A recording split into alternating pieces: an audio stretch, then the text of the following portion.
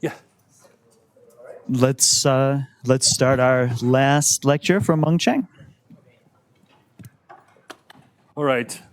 So it's going to be the last lecture. I was wondering how should I use this time? Here's what I'm going to do. So first I'll say a few more things about this braided tensor category with an example and a couple of more things about this. Okay. And then there are two directions we can go. I prepared materials for both of them, but we probably only have time to talk about one of them. So one topic is boundaries and defects in 3D TQFT. Okay? And the other thing we can talk about is what do we do with 4D TQFTs, for example. Okay? So maybe I want to take a little poll. Want to hear more about boundary and quite some, and who want to go to the physical universe.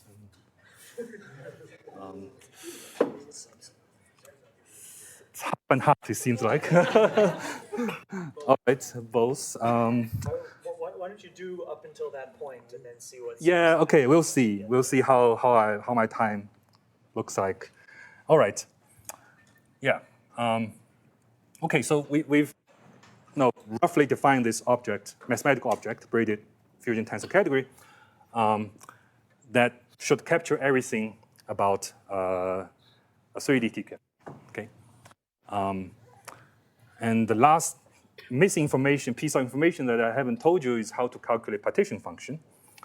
But before that, so I'm going to say briefly how that works. But before that, let me discuss an example, a simple example of a braided fusion category in a Chern-Simons theory. So this is a U1 Chern-Simons theory. Okay, so right, Lagrangian is a U1 gauge field, okay, that features in Ibu's lecture yesterday. Okay. Half of the BF theory, but here is just the Chern-Simons theory alone. And the normal level is chosen to be 2, although we can easily do this for any other even integer level. Okay.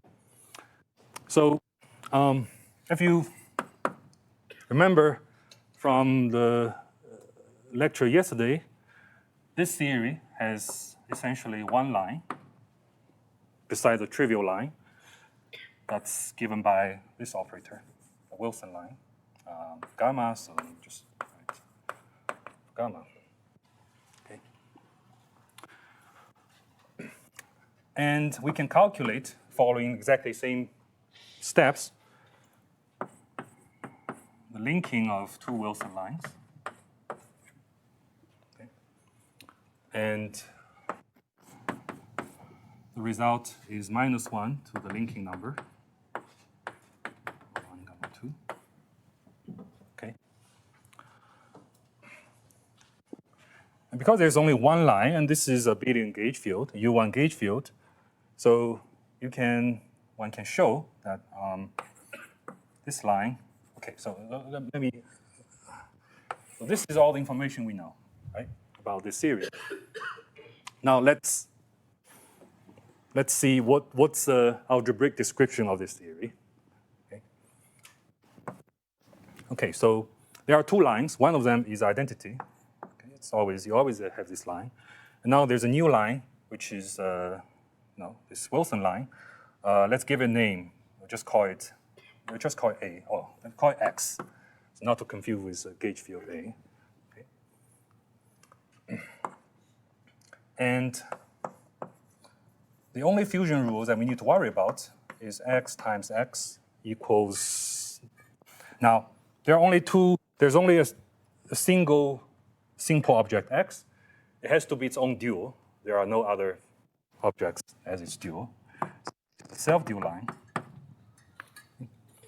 equals star. We can use star, which means x cross x has to contain 1.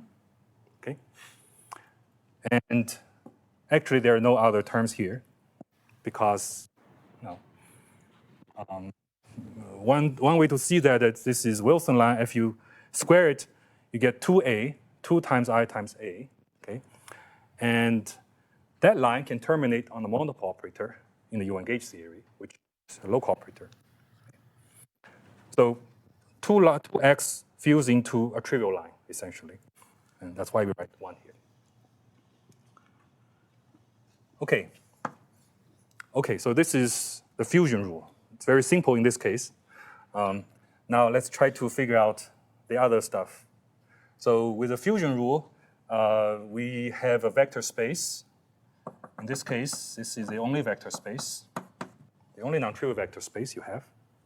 The other vector space, well, we have chosen normalization that for the other vector space, the F symbols are all 1, and etc. Okay. So the only non-trivial F symbol is this. Let me lift it up a little bit. So the only non-trivial F symbol is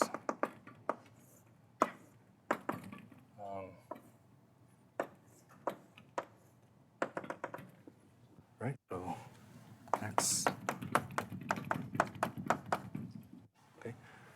But we've chosen normalization in such a way that if any of these label of the 3 lines is 1, it's going to be 1. The F symbol is going to be 1. This is F, X, X, X, X, and 1, 1. Right? And if any of these labels is 1, then we know that F is 1. So this is the only non-trivial F symbol of this theory, of this kind of label set. Okay. And if you sit down and write out the Pentagon equation, it says that this F can only take 2 values, plus minus 1, in this case. In particular, this F symbol is a quantity that doesn't depend on the choice of the vector, the basis of the vector space here. Because you have the same vector space here and there. These are the only places where you can have some additional degree of freedom to choose a basis vector, but now it's the same vector space. It's the same basis vector, so whatever you do, it will be canceled by the other side. Okay. So this is the invariant. This quantity has an invariant meaning. It doesn't depend on the choice of the basis for the fusion space. Okay, so Pentagon says, okay, we have 2 possible series, plus 1 and minus 1, and we can keep going and solve the hexagon equation. So now we're not actually calculating these F and symbols from the field theory, which you can also do, although I'm not going to do it. I'm doing the kind of algebraic description and see how far it can go. Right, so by just solving Pentagon, we see, okay, this F symbol is plus minus 1. This is Pentagon. Now you can keep going and solve the Pentagon equation. Okay. And here there's also essentially just one equation you need to solve. I think this is R x x1, right? And this linking, the simplest link that will give you a non-trivial value is exactly this S matrix. You take 2 circles and just link them together. For this X line, should give you minus 1 according to the formula we just calculated. Right? So you can solve the R symbol and plug in into the formula for the S matrix and just calculate what this value should be. And you'll find that in order to get minus 1 here, we have to have minus 1 in the F symbol. And the R symbol essentially has 2 choices, plus minus I. And these 2 are related by orientation. reversing. So one of them is like plus 2 here, the other one is minus 2. So it's U1 plus minus 2. Okay. And the twist vector theta of x is equal to this one, is equal to plus minus 1. Okay, so this is an example where you can just work out the complete set of data for the TQFT, for the modular tensor category in the U1 Chern-Simons. And you can do this for any U1 Chern-Simons. You can even do this for SU2 Chern-Simons theory and figure out all the data this way. Okay. All right, so this is a simple example where we can actually write down all the information. So but in the theory, R on x-axis plus or minus I?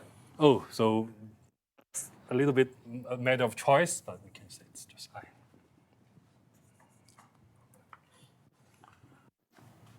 Okay. Right, so that's a complete set of data for U1 level 2 Chern-Simons theory. All right. Okay, so what I'm going to do next is to discuss a little bit the partition functions.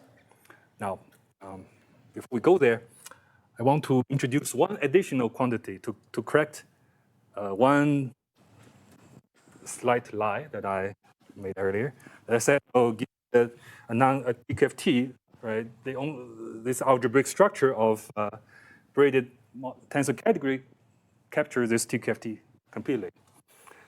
That's not completely true because of the existence of invertible TQFTs, and which is 3D. Okay. Invertible TQFT means you have every partition function evaluates to face is a phase vector. The dimension any vector space on two manifolds is a one-dimensional vector space. Okay, and there are no lines of the identity. So this entire category is just identity, which is often denoted vector space, a category of vector spaces. All right. Okay, so this is obviously from the point of view of modular category, there's no things even to talk about. But as a TQFT, this phase vector might not be completely trivial. And turns out that these series are labeled by now integer k. Okay, the simplest example of an invertible TQFT in 3D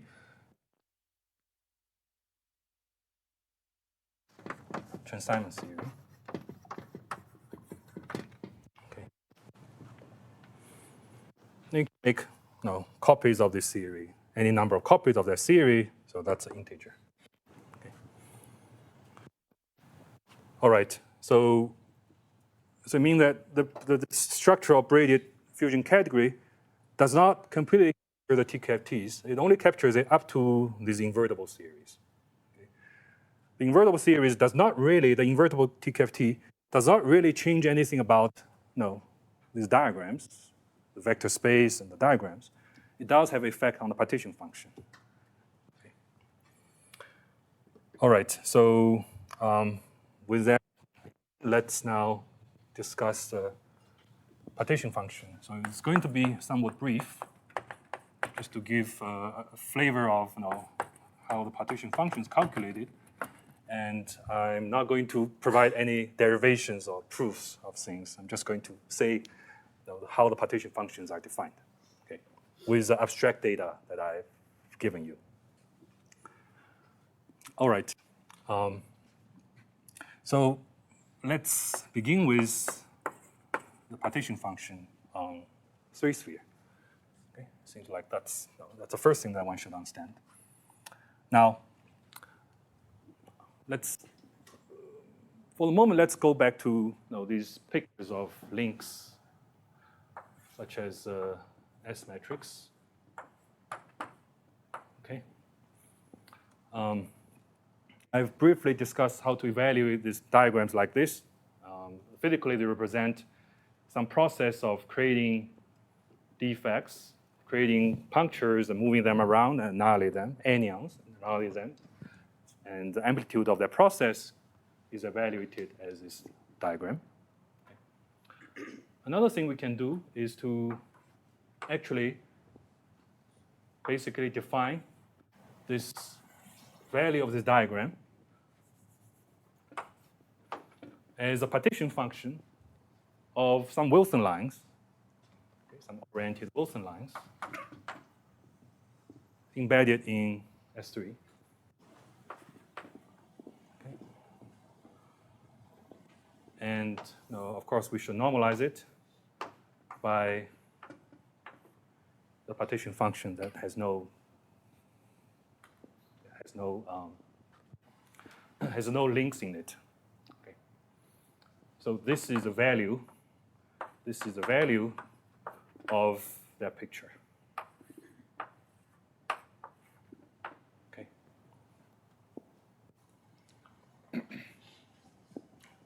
B.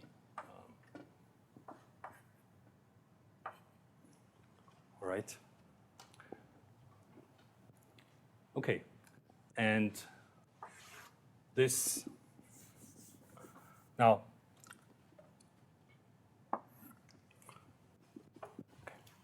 Let's see. So this guarantees that the evaluation of this picture, for example, with identity lines, is going to give us 1.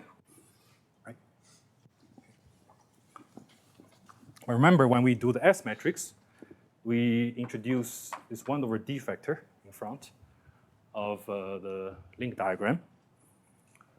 And the reason to have that factor in front is because we like to define the partition function on S3 to be 1/d. That is a very convenient choice. Okay. All right. Now, so with this out of the way, so we have the simplest partition function on S3. Let's talk about another partition function on S2 cross S1. Okay. What is this? The partition function on S2 cross S1, because it's some manifold cross S1, we can really think of it as a trace of the evolution operator of the theory quantized on S2 evolve along S1. So we expect that this is going to give me the dimension of the vector space on S2, and I should get 1. Right? So the partition function is 1 on S2 cross S1, and it's actually 1 on any, well, not 1, but on S1. I should get the dimension of. Okay, so these are some of the basic partition functions. Okay, so how about a partition function in some other 3 manifolds? So to evaluate this partition function, first we need a good representation of 3 manifold. Okay? And so I need to first give you a nice representation of this 3 manifold. And it turns out that the representation most convenient for this purpose is a representation in terms of surgery. Okay. So let me, oops, just put down my cell phone. Okay, how many of you know surgery very well? Very few. Okay.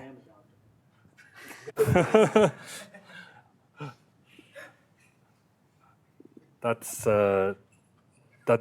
probably more useful surgery than the one that I'm going to talk about. All right, and this is advanced surgery.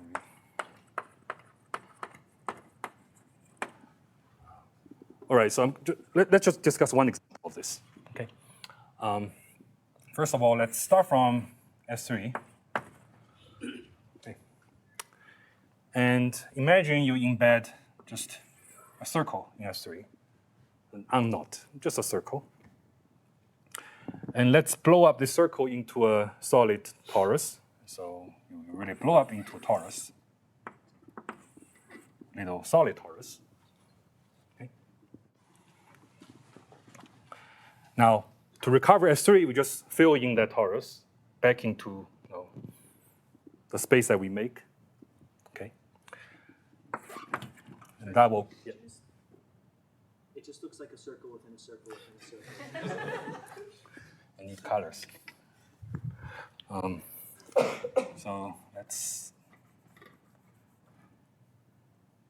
Okay, not going to draw the outer circle. Just imagine now everything's embedded in S3, in R3, and then you identify the infinitive.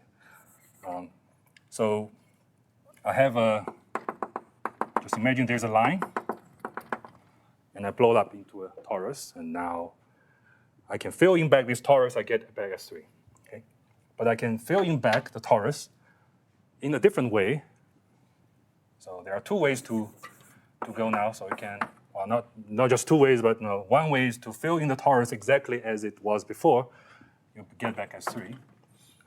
But turns out there's another way to fill in back the torus, so that you'll get S2 cross S1.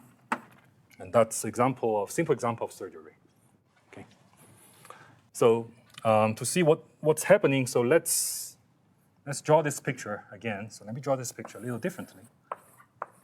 This is my torus. It's embedded in S3. Embedded in S3. This is S3. Okay. The torus has two non-contractible cycles. One of them, let's call it longitudinal. Okay, so just to make it clear,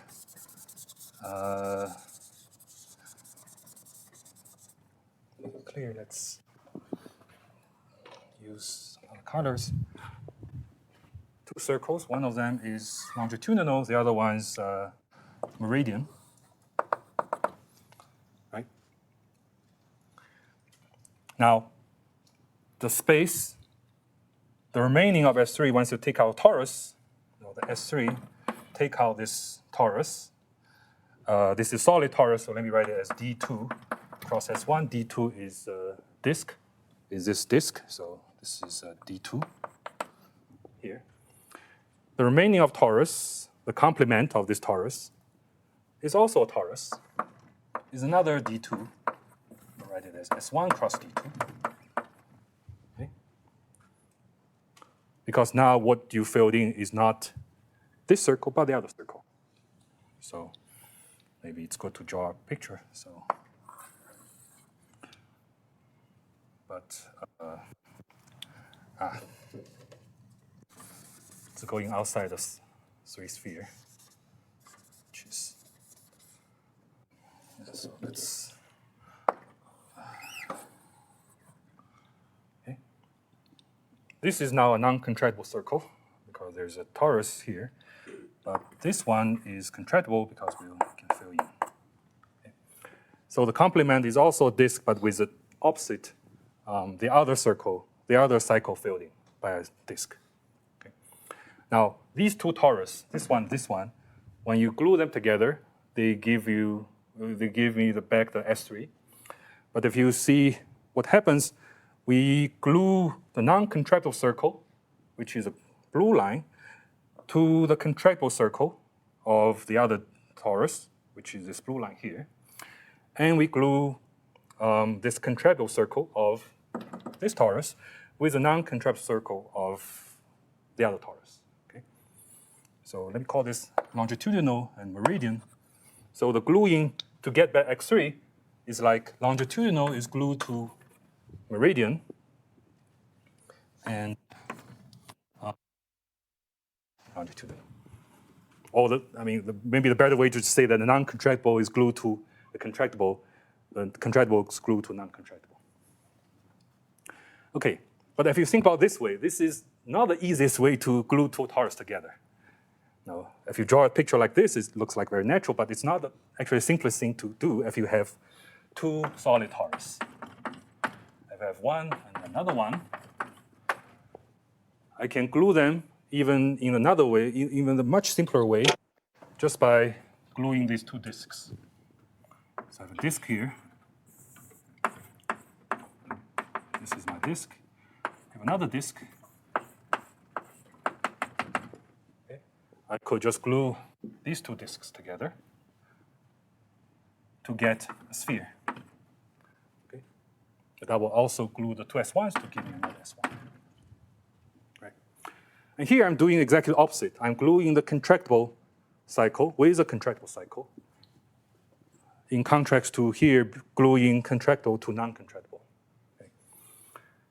So that's the two ways to glue two torus to get S3 and S2 cross S1. Now, these two differ by basically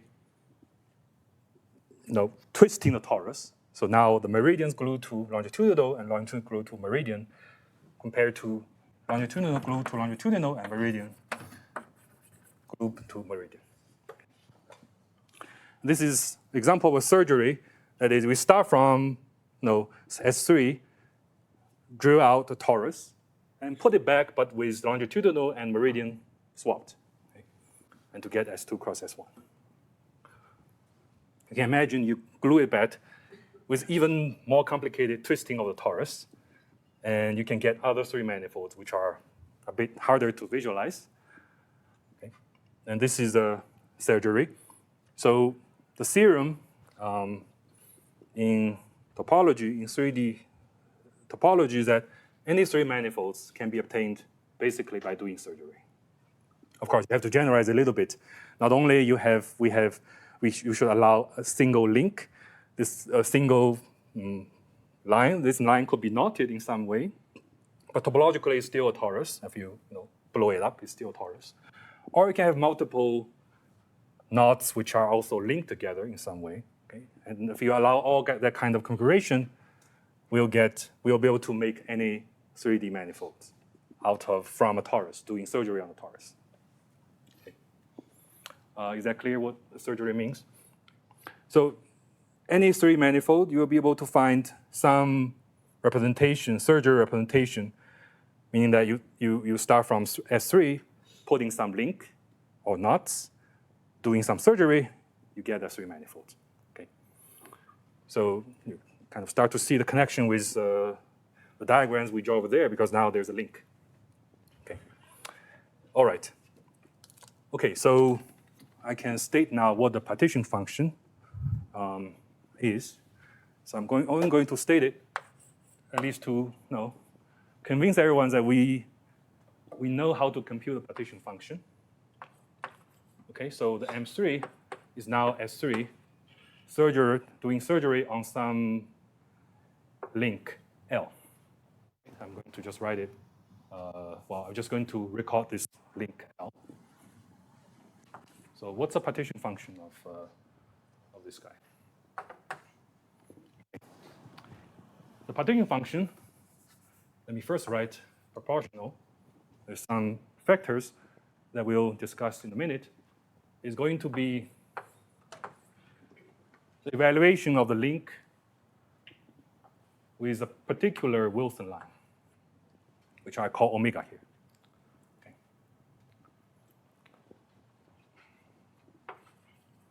This omega is defined as follows.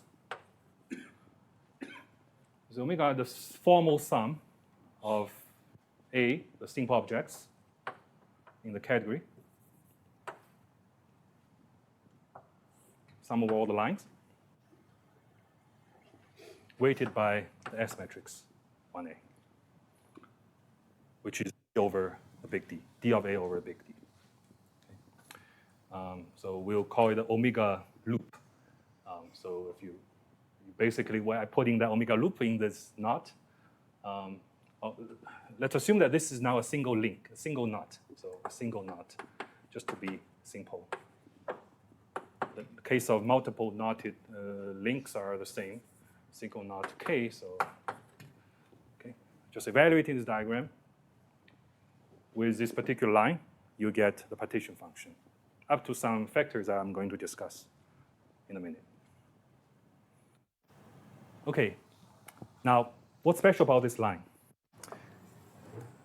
This is not particularly important for evaluation partition function, but to give some idea of why this line is kind of special, let's consider what happens if you wrap this line around Wilson line A, another line A, and put omega here. As a little exercise, you can show, using the invertibility of S matrix, that this line is basically a delta function. I mean, delta function quote for A. Right? It projects this line onto the identity line. That's a special line. That's a special role of this omega loop, is to kind of project. It acts as a projector in these diagrams, on these diagrams. And here, if you actually expand out this sum, it means that we're summing over all the A's weighted by one node A, and you have a K of the Wilson line labeled by A. That K is the knot, and now we interpret it as a Wilson line embedded in S3, and just now this is the partition function of the three manifolds.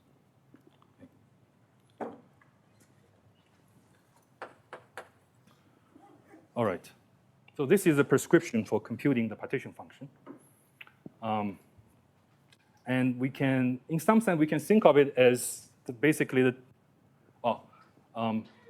we now have a full definition of a 3D TQFT, right? So now you can evaluate this knot or link that fill in the last piece of the top dimension one, the partition function, using the data that we've discussed, F and R symbols. All right, now there's some additional factors in front. There's some 1 over quantum dimension, which I'm going to ignore. I'm not going to be very careful about that. But there's a phase factor, which is C minus sigma of my, okay, so let me double check. I'm a little unsure about the signs that I put in there. Just want to be consistent with my notations.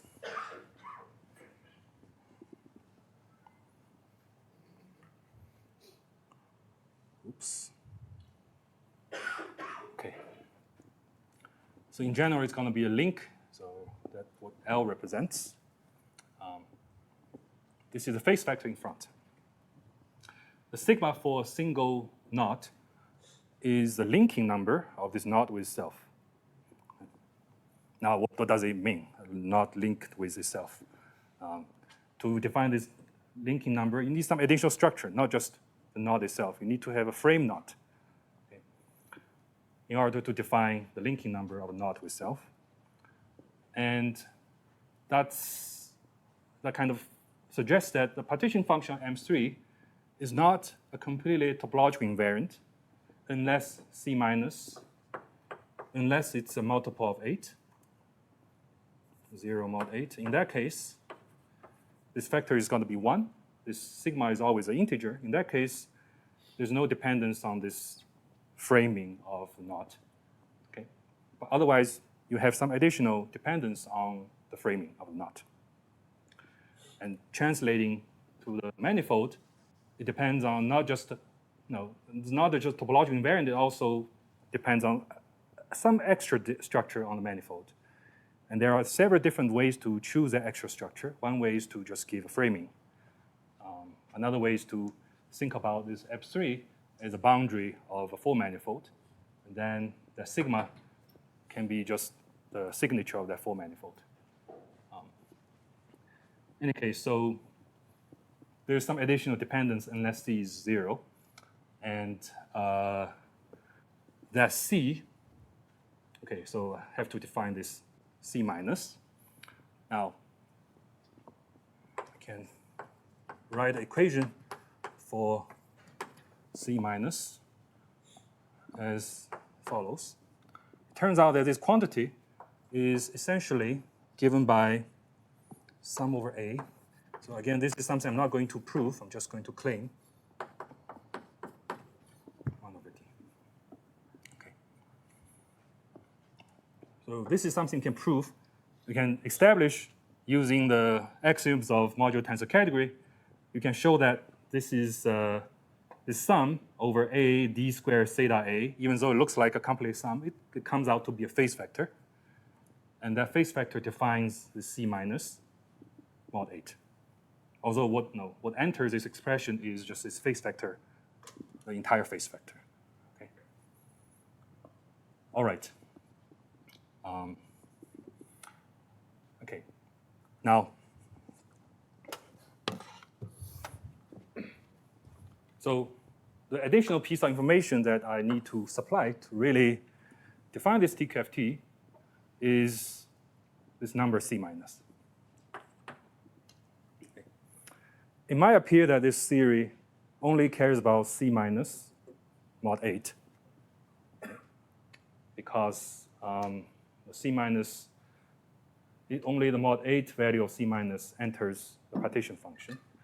But actually, the actual value of C minus is a meaningful quantity. C minus is also itself is meaningful, not just mod 8.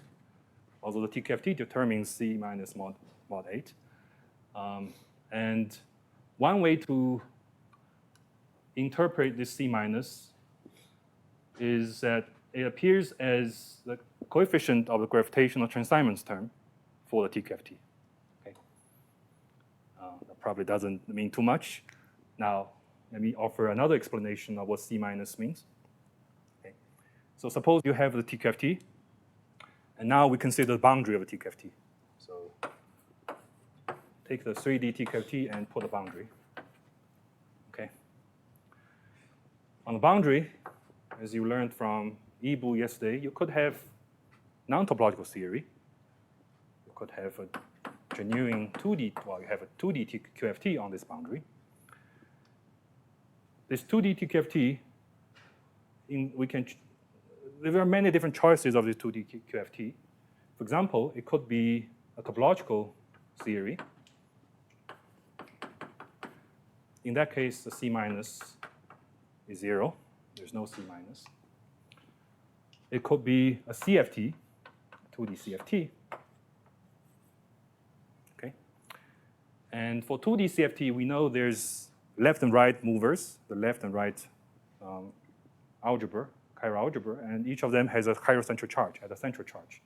In that case, the C minus is C left minus C right. Okay.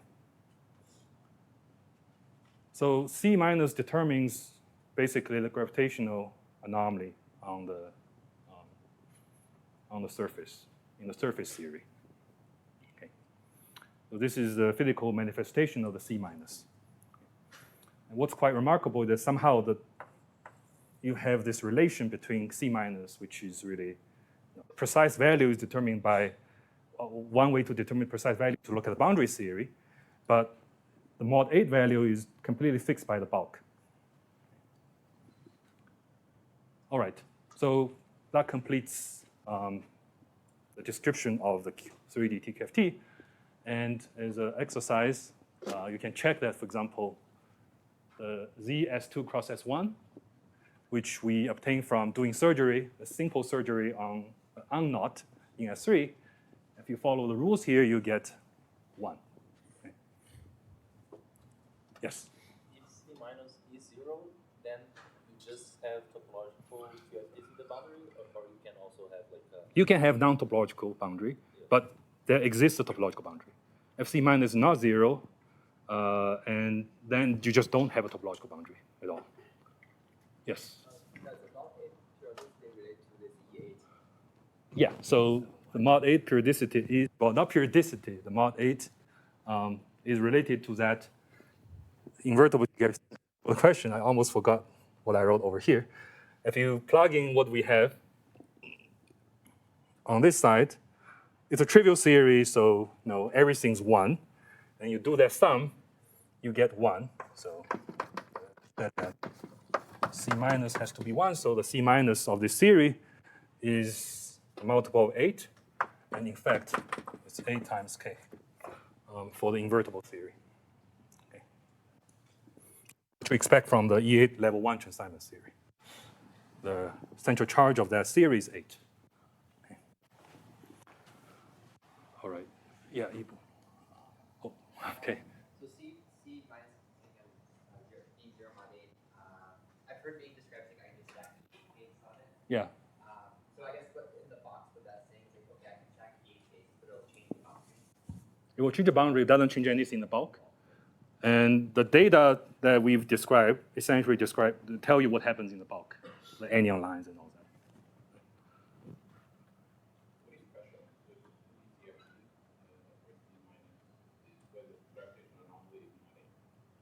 that. Is mod 8. Well, so what that means is that when you put this CFT in this kind of sandwich, or on the boundary of a 3D TQFT, the 3D TQFT is a okay. So to really answer that question, we need some additional information about the CFT. Okay, but in the simplest case, this CFT will have a bulk that is a special kind of 3D TQFT. That's a dream field double, dream field center. Because that mod 8 you can just change that mod 8 by stacking the EA state, and that will give you a C equals 0 boundary. So having C equals 8 boundary that means that you would also be able to construct a C equals 0 boundary just by stacking a E8. Right. By adding an EA level 1 theory.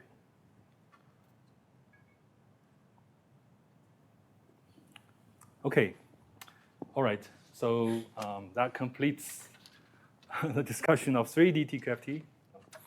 You see, it's quite elaborate, right? To going from the axioms of TQFT to this algebraic data, and then reconstruct the partition functions and vector spaces. It took some time to actually, even to present this, omitting lots of important details. Okay. Now, how much time do I have? Oh. About a half hour. Half an hour? Okay, so I think it's probably good to just talk about 4D TQFT instead of boundaries and defects in 3D TQFT, because let's do that. I'm sorry for those who wanted to hear more about boundary and defect, but I suspect you'll hear about this from Shuhen next week. Okay. All right. Okay, so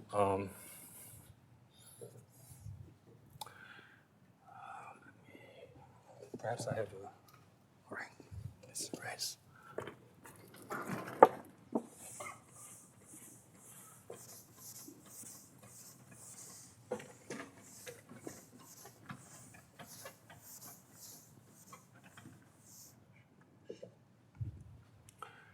Okay, what about higher dimensions?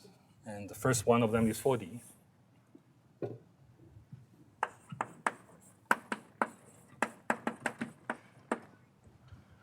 Now, one thing you can take away from these lectures is that even 3D TQFT is quite complicated, right? That we can agree on.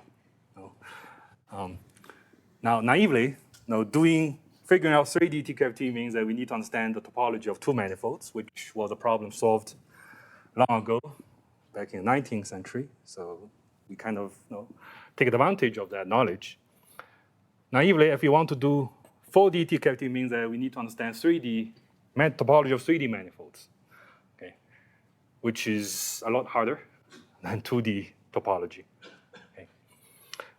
So it looks like even much more difficult and hopeless task to construct or to figure out what 4D TQFT, the algebraic description of 4D TQFT from the axioms of TQFTs.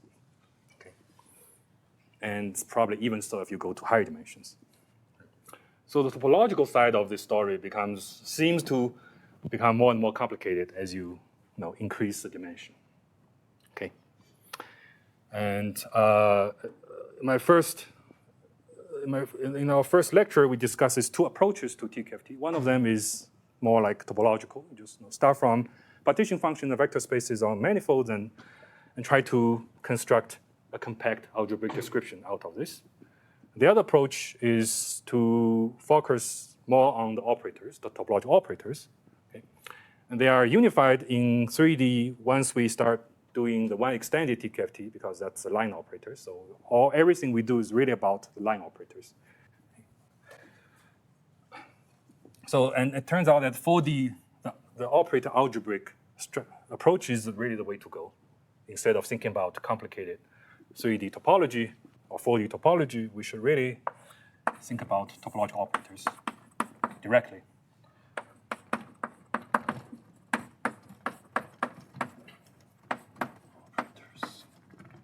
Okay.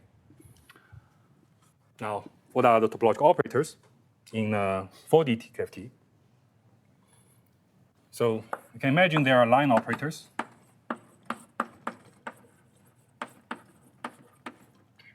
Okay. You will also have surface operators. This is a new ingredient. Okay. Just to give an example, so I'll build on Ibu's lecture yesterday. And let's specialize his BF theory to 4D.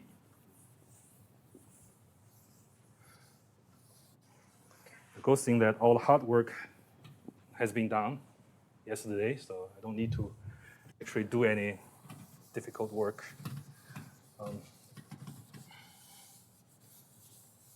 You just take the 4D BF theory. Between one form, A, this is a U1 one-form gauge field. Gauge field, I'm less certain about normalization, but let's do 2 over 2 pi. Okay. Wedge dB. So A is one form, and B is 2 form. We know, again, from Ibu that this is secretly a Z2 gauge theory. Right? This is really a Z2 gauge theory. We obtain this by dualizing the Higgs, a Higgs to U1 gauge theory with a Z2 gauge theory. And there are two operators. So one of them, I forgot what the notation was Ibu used, but anyway, so there's a line operator. Just integrate A along a line. And there's a surface operator by pairing B on the surface. Right? So that's the two topological operators in the theory. They have a linking given by this formula, the linking number between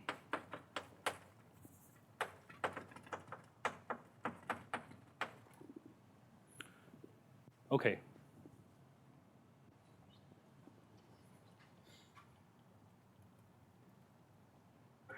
And this generates a two-form symmetry, Z2 two-form symmetry, and this generates a Z2 one-form symmetry.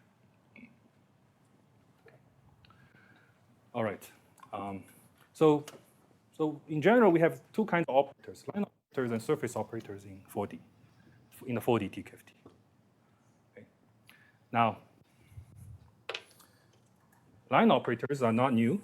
We've spent all this time trying to figure out how to describe line operators in the setup of 3D TQFT.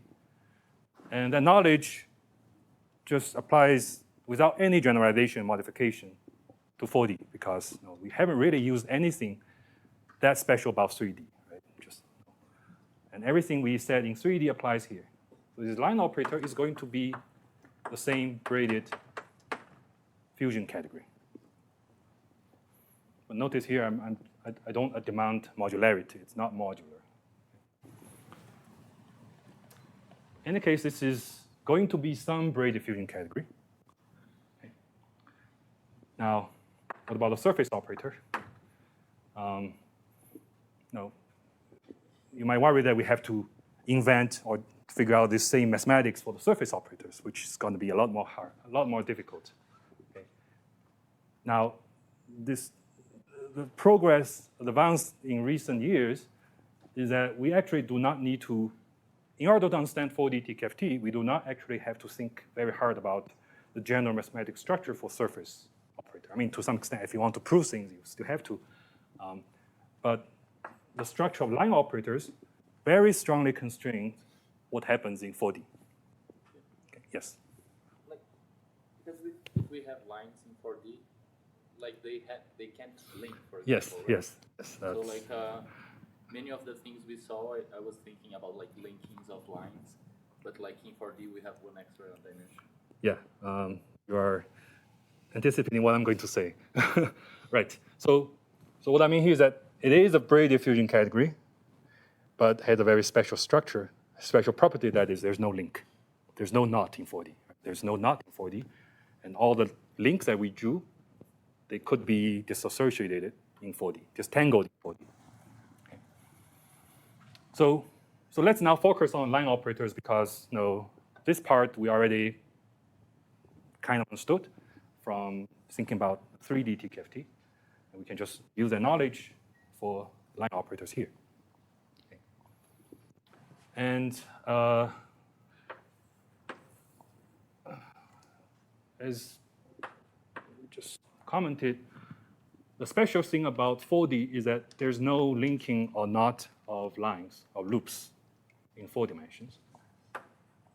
So I'm going to use the same sort of labels. There's these labels for simple lines, A, B, C, etc. And formally, we could still form this link. We could still form this link. Okay? If we draw the picture in the 3D projection of the 4D. However, we are actually in 4D, so we can disentangle them by moving in the force direction. Okay? So it's really the same as 2 unlinked loops. One of them A is B. Right? And we know how to evaluate these 2 circles, just dA times dB. Right? So this is what the additional property we get from being in 4D is that this S matrix, well, once you put in normalization, takes a very special form for any A and B. Okay. So it's a Bragg diffusion category with an additional property that S matrix has to take this form. And this is sometimes called a symmetric Bragg diffusion category. Essentially, it means there's no braiding. You can disentangle any links or knots. All right. Looks like an innocent statement. Okay, S matrix take this form. But quite remarkably, just this statement alone and having all the Bragg diffusion category structure essentially tell us what this category should be, the category of line operator should be.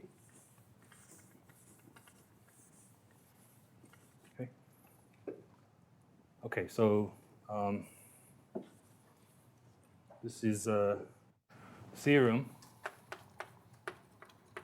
This is actually a mathematical theorem in category theory due to the link is that a symmetric braided category has the form rep of G, and I'll explain what this means for some G, for some finite G.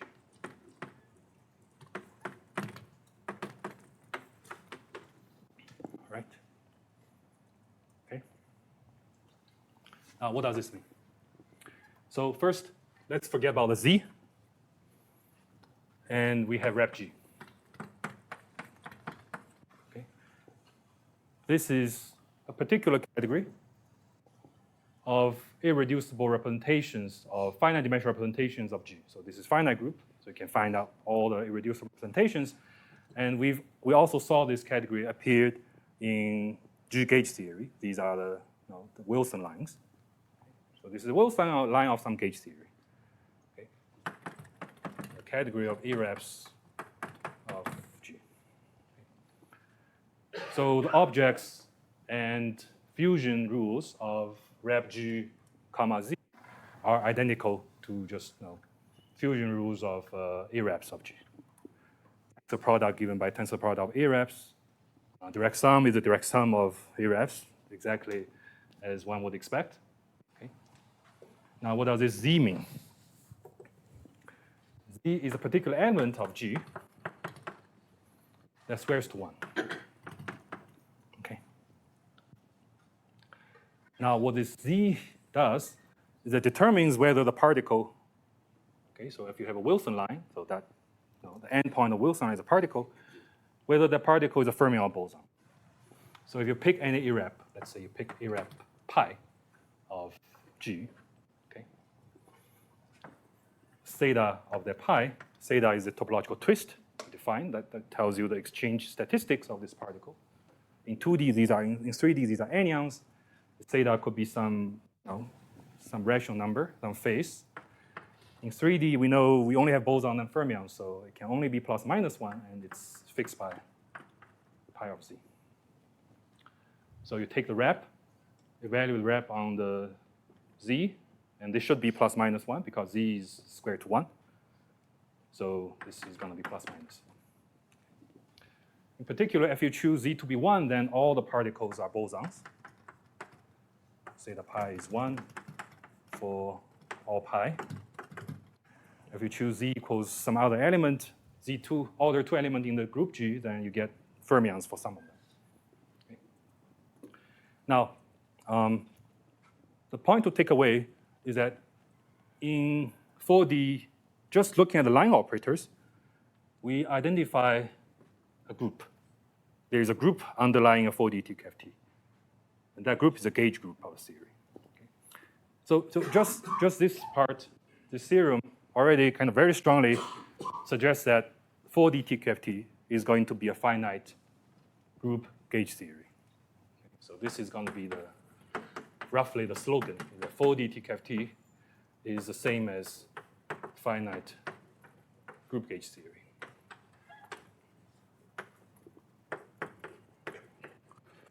And this is something we get just by analyzing line operators, using this machinery that we built from 3D TQFT.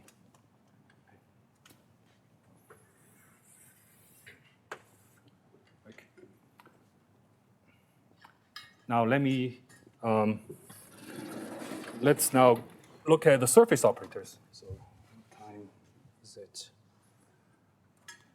How much time do I have? 15 minutes. Okay, that's probably enough. Okay, what about the surface operators?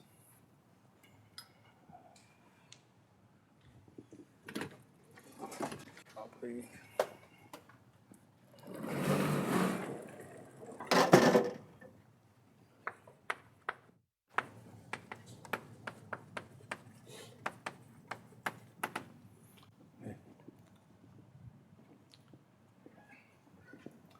And let's now remember all the line operators. These line operators are labeled by representation, irrep of that finite group G. Okay.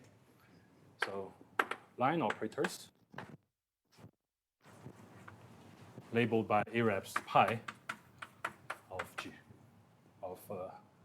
This is an irrep. Okay. Now, if you're familiar with G-gauge theory, we've discussed this part quite extensively.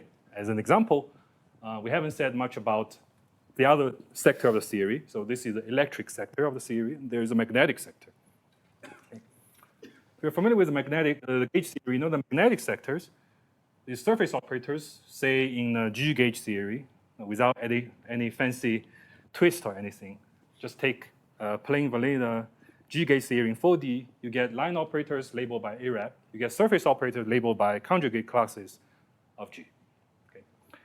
And we can generalize this statement to any 4D TQFT just by thinking about linking of a line operator, say labeled by irrep pi, along some path, along some loop, and the surface operator,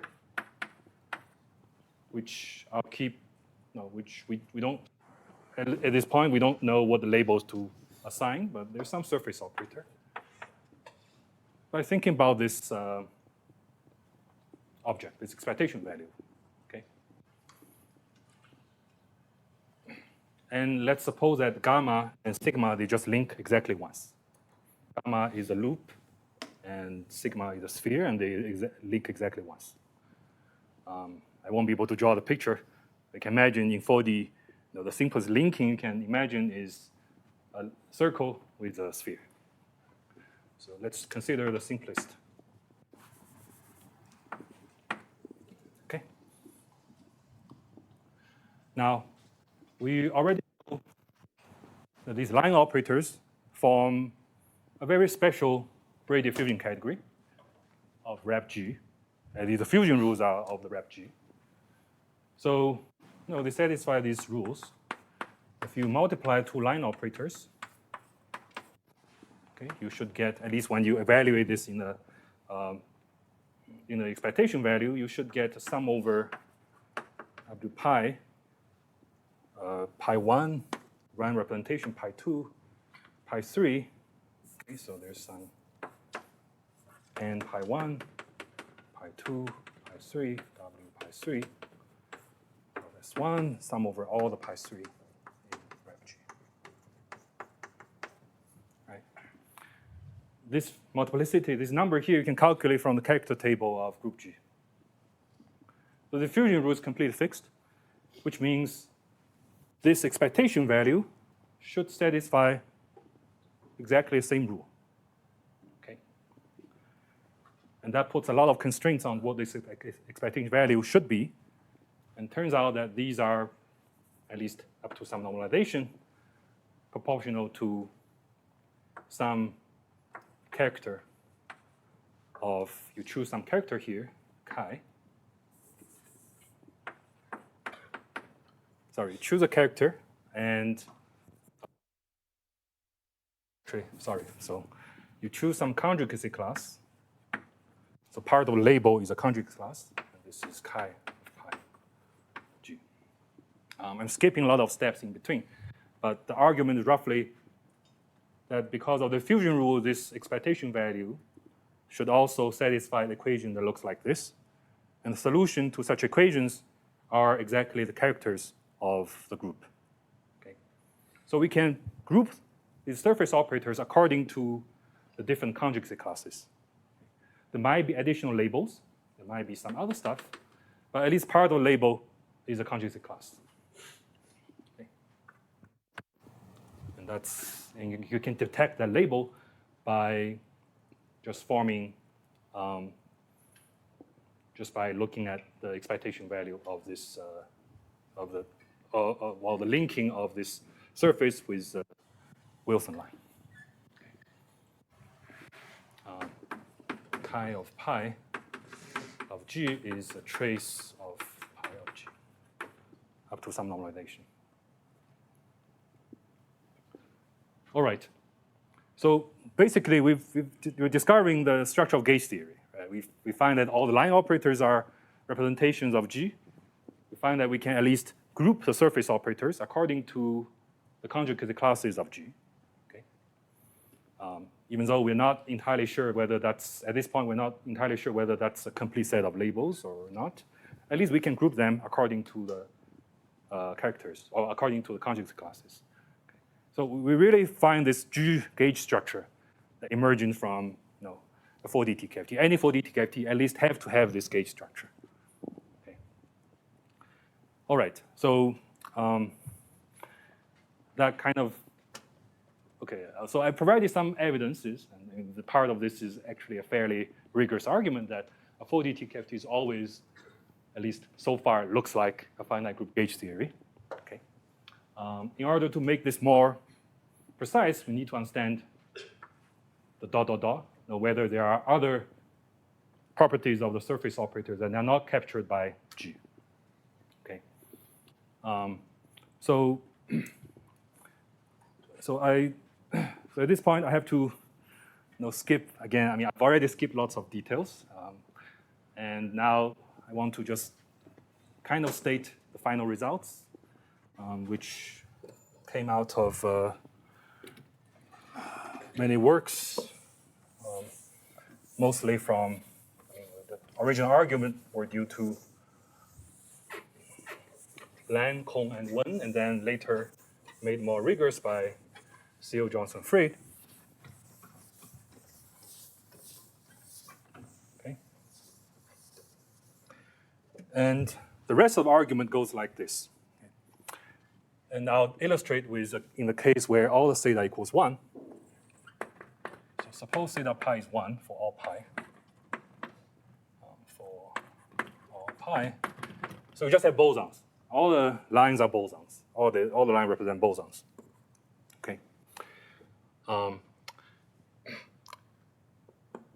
We can think of these line operators, the topological line operators, as generating some generalized two-form symmetries, non-invertible, possibly non-invertible two-form symmetries. Okay.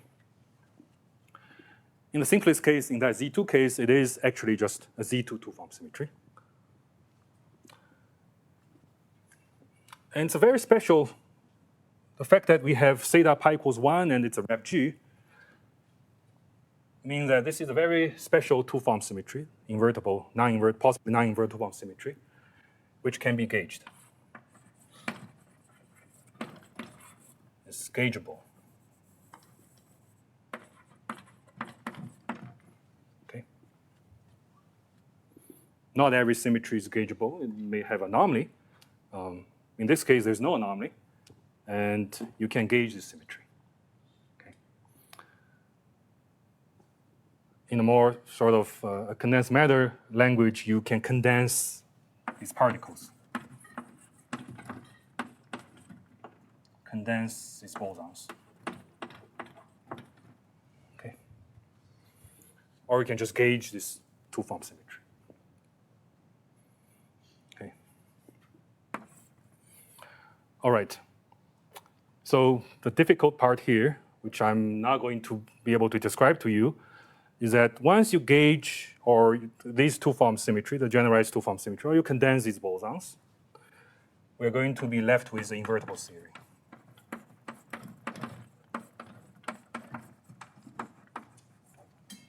With a zero-form G symmetry.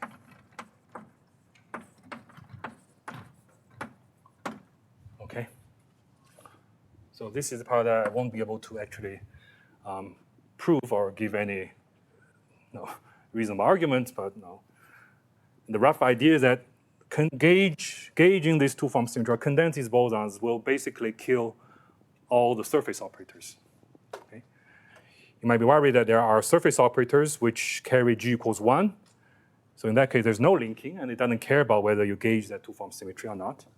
But it turns out that these surface operators are what's called the condensation defects, which also become kind of trivial once you gauge that two-form symmetry.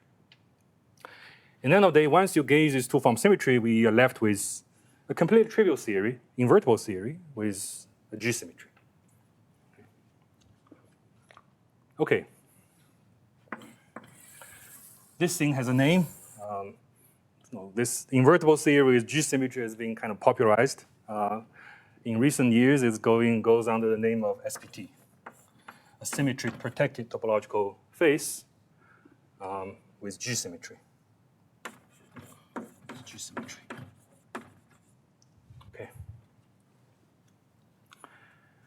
And at this point, we have a rather complete classification of the invertible TQFTs or the SPT faces with whatever symmetry you want to impose.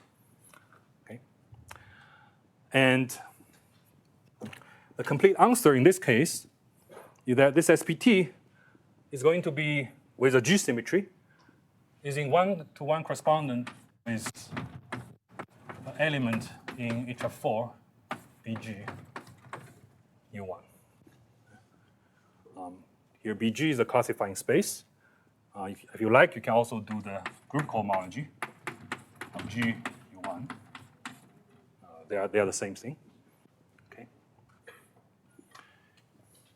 So we go from a 4D TQFT with all particles being bosons by doing this kind of gauging or condensation procedure to get SPT.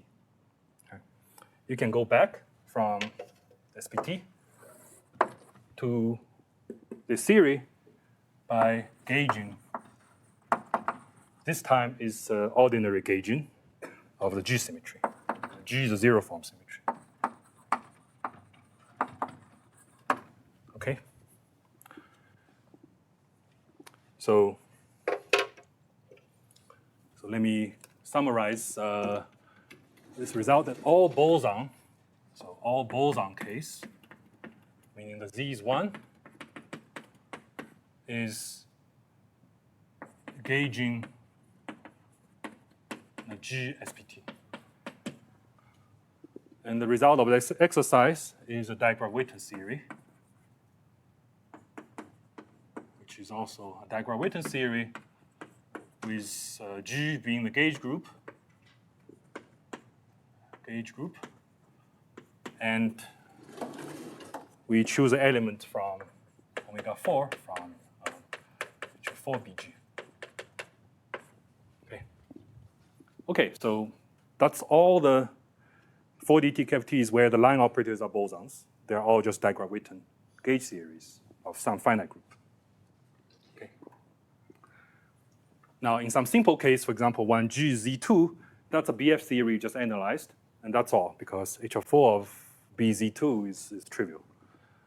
But once you go to some groups a little more complicated, for example, G equals Z2 cross Z2, then you start to get things that look different from a simple BF theory. Okay, you get more complicated gauge theories. Okay, so this is a case when all the particles are bosons. Now, there's a similar argument that works for the case when all the particles, some of the particles are fermions. Okay? In that case, one has to be a little more careful because now, naively, you cannot gauge this two-form symmetry because the two-form symmetry is actually anomalous, which is just the fact that some of the particles are fermions, and you cannot just condense a fermion. Okay? But there's a way to fix it. A well-known way to fix that problem is to put a theory on a spin manifold. Okay? And you can fix that anomaly by combining the theory with a spin structure. Okay. What that means is that we basically bring in an additional line, which is a fermion, which is actually a fermion. This line doesn't have anything to do with the lines or surfaces in the theory, already in the theory. It's just another line that's transparent to all the lines and surfaces that's already in my theory. But now I can trivialize some of these anomalies by combining with that additional fermion line. Okay? Or you can just say that let's bring in some fermions. These fermions have nothing to do with the particles or surfaces in the theory. And now we can trivialize this anomaly and do the same analysis. Okay? And the difference now is that here we get a fermionic SPT, meaning that this is SPT in a fermionic system. Or if you wish, instead of SPT with G symmetry defined on any oriented manifolds with G bundles, we would have SPT defined only on spin manifolds with, okay, I'm simplifying a lot of things with G symmetry. Okay? So the other case where Z is not equal to 1, it's the thing I'm gauging fermionic SPTs. But somewhat surprisingly, that's all we get. It's always gauging some invertible theory. The invertible theory could be a spin theory. You have to be careful about what that actually means, but the invertible theory could be a bosonic or a fermionic theory. But then you gauge all of these symmetries, you recover all the 4D TQFTs. Okay. And we also know classification of fermionic SPTs, a very explicit classification in terms of some algebraic data of the fermionic SPTs in 4D. So to some extent, we have a complete list of 4D TQFTs labeled by the gauge group, then some additional data that tell us what these SPTs are. Okay. All right, so it turned out that situations, the results are even, in some sense, simpler than what we have in 3D. In 3D, all we can say is that, okay, we have this Brady diffusion category. Okay, that's it. We cannot do any better than that, a modular tensor category. But in 4D, we can really pin it down to a gauge theory. That's all you get. All right, it's just time, so I think that's perfect point to stop. And thanks for joining me for this little tour to TQFTs. All right.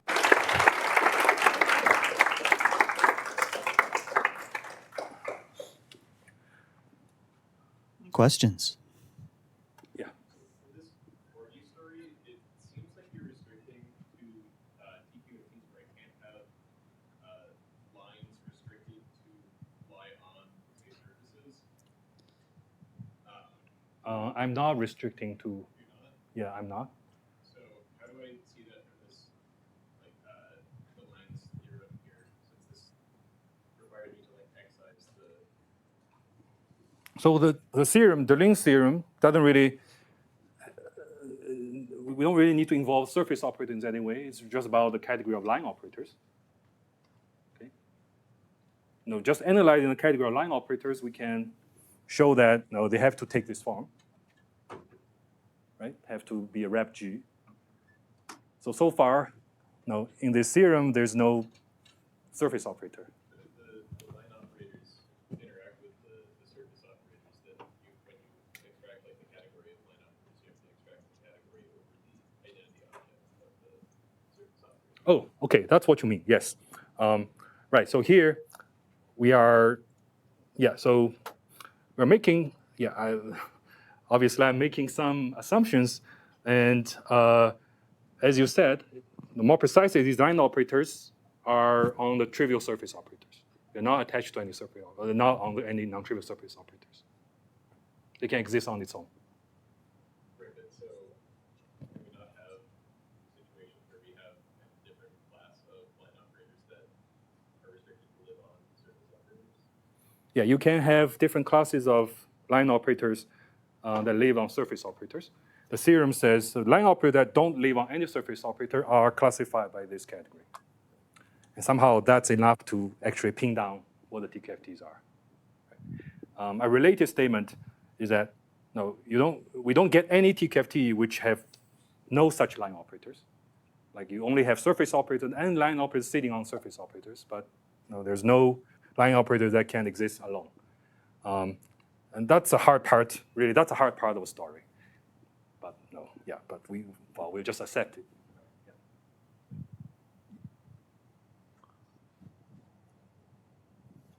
All right, well, this is the last lecture, so let's thank Meng again for a great lecture series.